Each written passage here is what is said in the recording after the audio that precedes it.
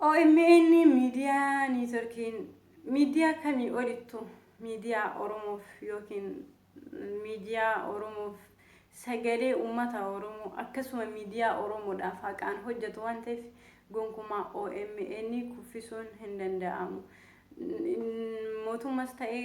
dhaabni feetes ta'ee kan OMN kuffisa jettee ofii keetii kuftaa OMN Oromoo qabaa hin OMN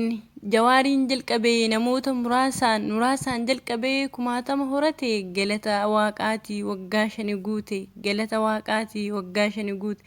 umriin isaa diqqaa hojiin isaa guddaa rakkoo saba isaa ni arga waa hunda keessa gadi bu'ee aanas ta'ee ganda dhoksaa ifa baasee cunqursaa adda addaa Quuqama hawaasaa siyaasaaf diinagdee baroota dheeraadhaaf dhugaan keenya badde gammannee gammadaa diina hamileen cabde gammannee gammadaa harkaa luka keenyas ittiin hin adeemne ijaa gurra keenyas ittiin hin dhageenye dhiibanii dadhaban jiksuu hin dandeenye nu badhaase rabbiin galata kee jenne alhamdulillaahi kan isa nuu kenne gaaf duraan jalqabuu minisootaa ka'e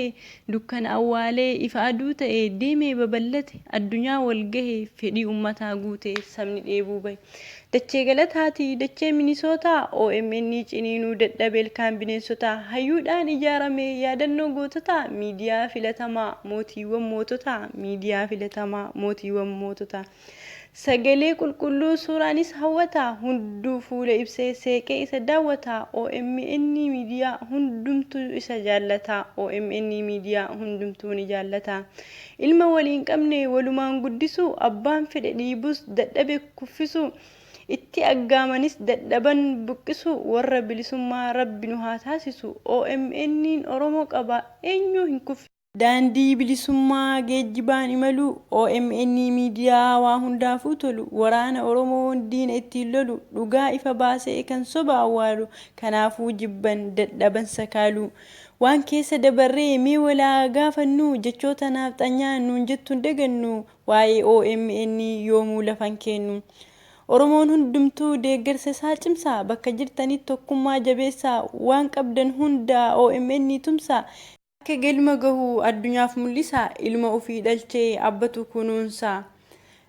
kan fagoo waa argu miidiyaa ija qaraa wanti qabnu hunduu isaaf nu nyaatu garaa dhaloota haa dhalchuu seenaa bara baraa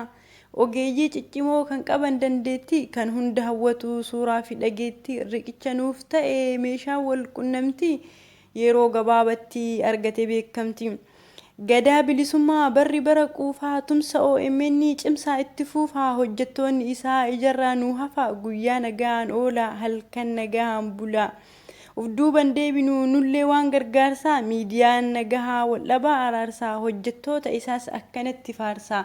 kan hojjetaa jiru ta'ee daayiktarii oromticha boonaa qabu seenaa gaarii harka naa rukutaa mee obbo Jawaarii harka naa rukutaa mee obbo Jawaarii